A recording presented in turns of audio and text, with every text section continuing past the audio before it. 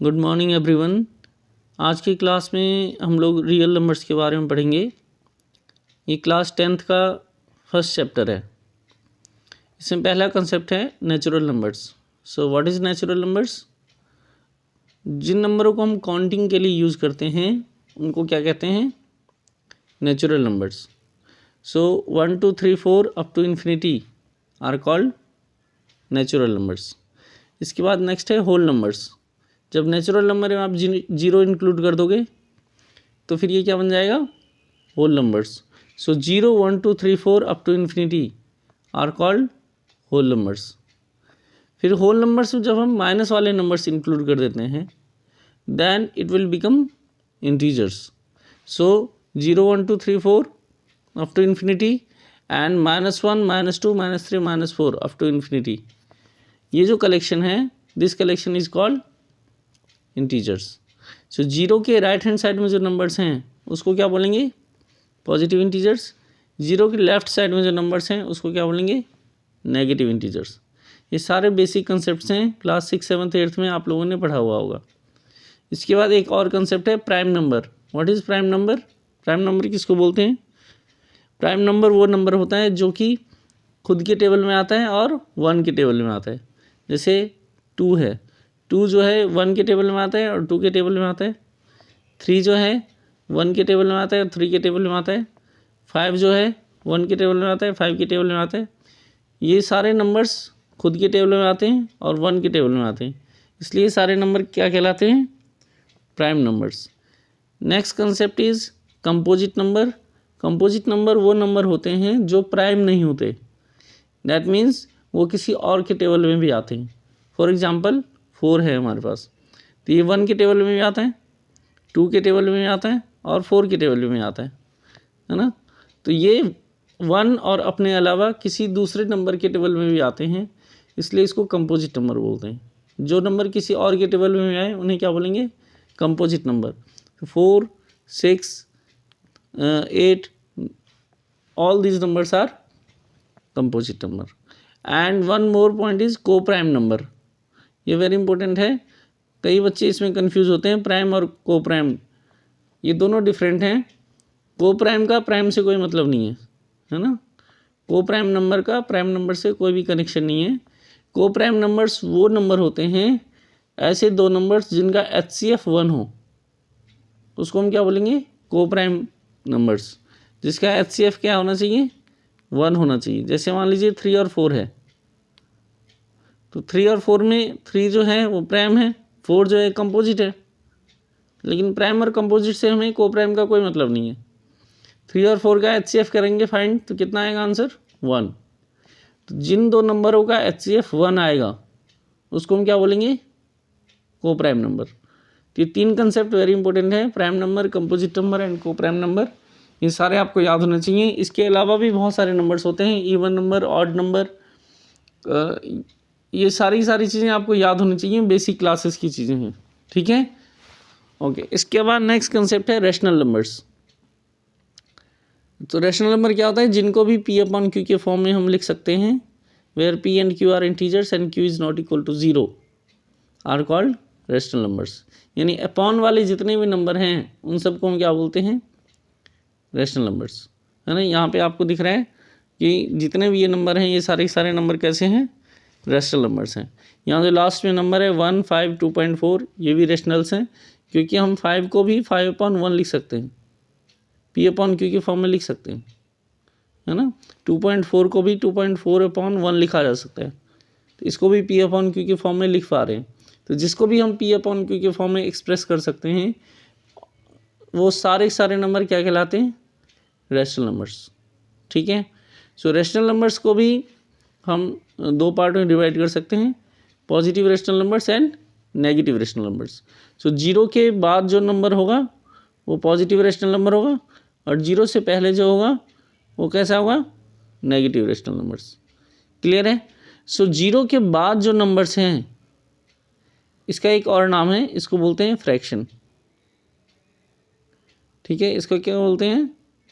Fraction. ये भी आपने बच्चों ने पढ़ी होगी 6 7 8 में, फ्रैक्शंस। सो फ्रैक्शन की एक डेफिनेशन हम यहाँ से दे सकते हैं कि positive rational numbers are called fraction. ठीक है, पॉजिटिव रेशनल नंबर क्या होता है, फ्रैक्शन होता है। और we can say that every fraction is a positive rational number. दोनों में से आप कुछ भी कह सकते हैं। अब अगर हम इस नंबर लाइन को ध्यान से देखें तो हमें ये दिख रहा है कि फ्रैक्शन जो है वो रेशनल नंबर का एक पार्ट है। ये this is a rational number है ना, ये रेशनल नंबर है और ये हमारा फ्रैक्शन है। सो ये जो है ये स्मॉलर सर्कल है, smaller circle is a part of bigger circle, दिख रहा है। So fraction is a part of rational number.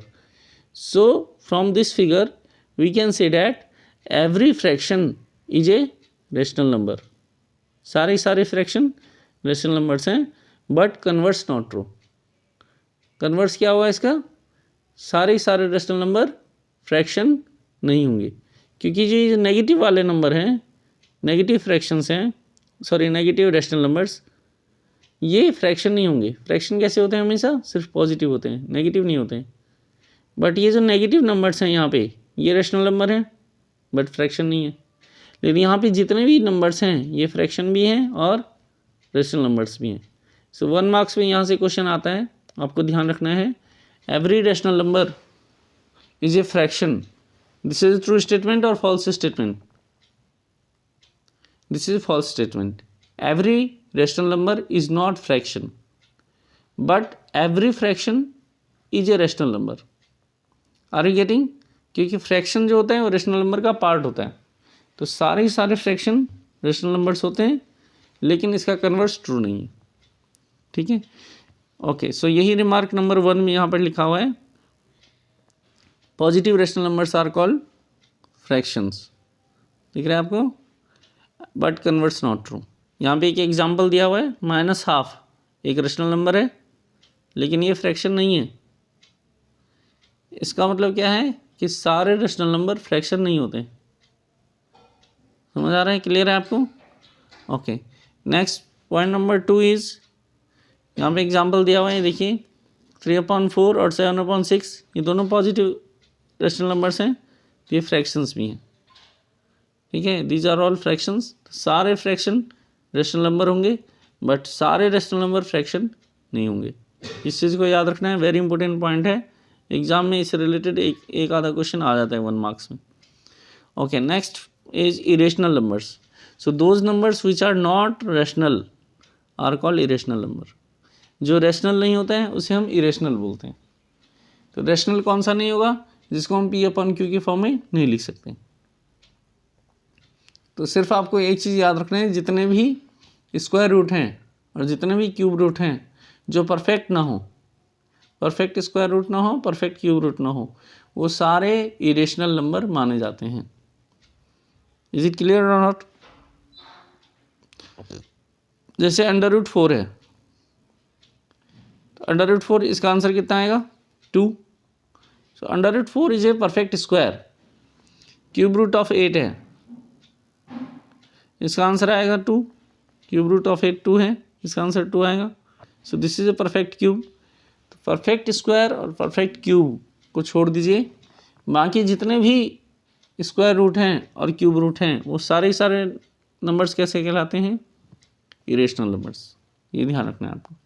इसमें एक रिमार्क है वेरी इंपॉर्टेंट, ये भी 1 मार्क से पूछ लिया जाता है। पाई को हम हमेशा इरेशनल नंबर मानते हैं, pi is an irrational number. ठीक है, याद रहेगा सभी को। पाई की वैल्यू 22/7 होता है। दिखने में ये रेशनल जैसा लग रहा है बट इसको इरेशनल नंबर माना जाता है। Are you getting what I am saying? Pi is an irrational number. Okay. Next is real number. What is real numbers? So collection of all rational and irrational. सारे rational और irrational का जो collection कर देंगे तो क्या वो जो सेट होगा उस सेट को क्या बोलेंगे, उस कलेक्शन को क्या बोलेंगे, रियल नंबर्स। यानी रियल नंबर में सारे रेशनल नंबर्स भी आ जाते हैं और सारे इरेशनल नंबर्स भी आ जाते हैं। ठीक है, सो यहाँ से भी 1 मार्क्स का क्वेश्चन बन सकता है कि सारे रेशनल रियल होते हैं, this is a true statement, but सारे रियल रेशनल होते हैं, this is a false statement, because rational is a part of real numbers, irrational number is a part of a real numbers. तो सारे rational real होंगे, सारे irrational real होंगे, but converse not true. सारे real rational भी नहीं होंगे, सारे रियल इरेशनल भी नहीं होंगे। रियल में से कुछ नंबर रेशनल होंगे और कुछ नंबर इरेशनल्स होंगे। क्लियर है? सो ये पॉइंट याद रखना है आपको। Next concept is lemma. What is lemma? So lemma is a proven statement. Lemma एक स्टेटमेंट होती है जो प्रूव्ड होती है and it is use to prove other statement. Lemma को हम कोई और स्टेटमेंट प्रूव करने के लिए यूज़ करते हैं। This is an proven statement. इसकी प्रूफ की कोई आवश्यकता नहीं होती है, दिस इज ऑलरेडी प्रूव्ड। ठीक है? So lemma is a proven statement which is use to prove other statement. So इसमें हमारे पास एक कंसेप्ट है Euclid division lemma. So Euclid division lemma आप क्लास 6, 7, 8 से पढ़ते हुए आ रहे हैं, बस इसका नाम चेंज है। इसमें यह है कि जब भी हम डिवाइड करते हैं, कोई भी नंबर है हमारे पास, मान लीजिए यहाँ पे ले लेते हैं 4 is divided by 9 is divided by 4। So what we get, 4 2 जा 8, यहाँ पे 1 आ जाएगा। so, इसको हम बोलेंगे क्वोशिएंट और इसको क्या बोलेंगे, रिमाइंडर। और ये जो है ये this is called divisor and this is called dividend. So rule क्या होता है कि 4 × 2, इसको मल्टीप्लाई करो और जो आंसर आया है उसमें ये प्लस करो। प्लस करने के बाद अगर ये आंसर आता है then division is correct, otherwise division will incorrect. अच्छा 4 2 जा 8, 8 + 1 9 आ रहा है, इसका मतलब डिवाइड कैसा है, बिल्कुल करेक्ट है। तो यही चीज़ हम यहाँ पर अप्लाई करने वाले हैं। बी की जगह हम यहाँ पर 4 और 9 हमारे पास 2 नंबर है, तो 9 की जगह मैं रख देता हूँ यहाँ पे ए और बाहर रख देते हैं यहाँ पे बी। तो जब हम इसको डिवाइड करेंगे तो हमें एक नंबर मिलेगा क्यू और फिर यहाँ पे नीचे सॉल्व करने के बाद हमें मिलेगा एक remainder R. So what is the relation between these numbers? एक नंबर ले लेते हैं दोबारा, आप देखिए यहाँ पे एक नंबर है हमारे पास ए, एक नंबर है बी। जब इसको डिवाइड करेंगे तो एक नंबर यहाँ पे हमें क्यू मिलेगा और यहाँ पे हमें रिमाइंडर मिलेगा। सो मैंने क्या रूल बताया आपको, इन दोनों को क्या करना है, मल्टीप्लाई, बी × क्यू, और फिर हमें क्या करना है, इसको प्लस करना है। प्लस करने के बाद अगर ये नंबर आ जाए then division is correct. So Euclid division lemma says for any 2 positive integer A and B we can find unique integers Q and R. हमें 2 नंबर मिलेगा, एक क्यू मिलेगा और एक आर मिलेगा। We can find 2 integers Q and R such that A is equals to B × Q plus R. A is equals to B × Q plus R. समझ आ रहा है? So this is a division lemma, Euclid division lemma. इसको Euclid division lemma बोलते हैं, जहाँ पे are की वैल्यू जो है, हम अगर इसको देखें, अभी जो मैंने एग्जांपल दिया था, इस एग्जांपल को एक बार दोबारा आप देखिए। 4 को डिवाइड करते हैं, 9 को डिवाइड कीजिए 4 से, 4 2 जा 8, रिमाइंडर कितना आ रहा है यहाँ पे 1। सो जो रिमाइंडर की वैल्यू होती है इसकी वैल्यू हमेशा इससे कम होती है। ठीक है? और कभी कभी ये 0 भी हो सकता है। जैसे मान लीजिए यहाँ 8 होता, 4 2 जा 8, इस केस में यहाँ आंसर 0 आ जाता। तो रिमाइंडर की वैल्यू 0 भी हो सकती है। आर की वैल्यू क्या हो सकती है, आर की वैल्यू या तो 0 भी हो सकती है या 0 से बड़ी भी हो सकती है। तो इन दोनों को अगर मैं मिला दूंगा तो हम कैसे लिखेंगे, 0, आर की वैल्यू 0 से बड़ी भी हो सकती है, आर इज़ ग्रेटर देन 0 और इक्वल टू 0, ये इक्वल टू का साइन होता है, ग्रेटर देन इक्वल्स टू 0। और आर की वैल्यू किससे कम होगी, बी से कम होगी। ये कंडीशन आपको याद रखना है, वेरी इंपॉर्टेंट कंडीशन है। सीबीएसई बोर्ड में 1 मार्क्स में पूछा गया था ये एक बार। ठीक है? इस तरह की 4 कंडीशंस दे दिए थे एमसीक्यू में और कौन सा कंडीशन करेक्ट है ये पूछा गया था। ये याद रखना है। जो रिमाइंडर है इसकी वैल्यू या तो 0 भी हो सकती है या 0 से बड़ी हो सकती है, बट हमेशा डिवाइजर से छोटी होगी, बी से छोटा होगा। क्लियर है? जैसे अब यहाँ पर देखें, हम अगर ए की वैल्यू 24 ले लेते हैं, बी की वैल्यू 7 ले लेते हैं, क्या आएगा, 7 से डिवाइड करो इसको 24 को, कितना आएगा, 7 3 जा 21 कितना आ गया 3, तो Q की वैल्यू कितनी आ गई 3, R की वैल्यू कितनी आ गई 3. So we get Q is equals to 3, R is equals to 3 because 24 is equals to 7 into 3 plus 3. 7 3 21, 21 plus 3 24 आ रहा है. So divide is correct. This is division lemma. ये चीज़ तो हम बचपन से करते आ रहे हैं, डिवीजन तो हमें आता है पहले से ही, बस इसका नाम चेंज कर दिया. ये नाम चेंज हुआ नहीं है, एक्चुअल नया नाम आपको सुनने को मिल रहा है. सो ये नाम आपको याद रखना है. This is called Euclid's division lemma. Okay. In second example, और इस एग्जाम्पल में हम ये देख रहे हैं कि आर की वैल्यू कितनी आ रही है 3. R is greater than 0. R जो है 0 से बड़ी भी हो सकती है, इक्वल्स टू 0 भी हो सकती है. सेकेंड एग्जाम्पल अभी मैंने आपको कराया था. 8 को डिवाइड करेंगे 2 से, 2 4 जा 8. इस केस में रिमाइंडर कितना आ जाएगा 0. क्वेश्चन 4 आ गया, रिमाइंडर 0 आ गया. Q is equals to 4, R is equals to 0. I hope Euclid division lemma आप सबको समझ आ गया होगा. हाँ, चलिए इसके बाद नेक्स्ट पॉइंट है algorithm. What is algorithm? So algorithm, an algorithm is a series of well defined steps which gives a procedure for solving a type of problem. ना, एल्गोरिथम क्या होता है कि किसी भी काम को करने का वेल डिफाइंड स्टेप्स होता है. कोई भी काम अगर हम कर रहे हैं तो उसके कुछ स्टेप्स होते हैं, तो स्टेप वाइज अगर हम काम करेंगे तो वो एक एल्गोरिथम कहलाता है. जैसे आपको पीसी ऑन करना है, तो पीसी ऑन करना है तो उसका एक एल्गोरिथम है. हम प्लग को पहले लगाएंगे स्विच बोर्ड में, उसके बाद जो पावर बटन है उसको प्रेस करेंगे, तब वो कंप्यूटर में अगर पासवर्ड है तो पासवर्ड डालना पड़ेगा, तब जाके वो लॉगिन होता है, तब ऑन होता है. So this is A algorithm, है ना.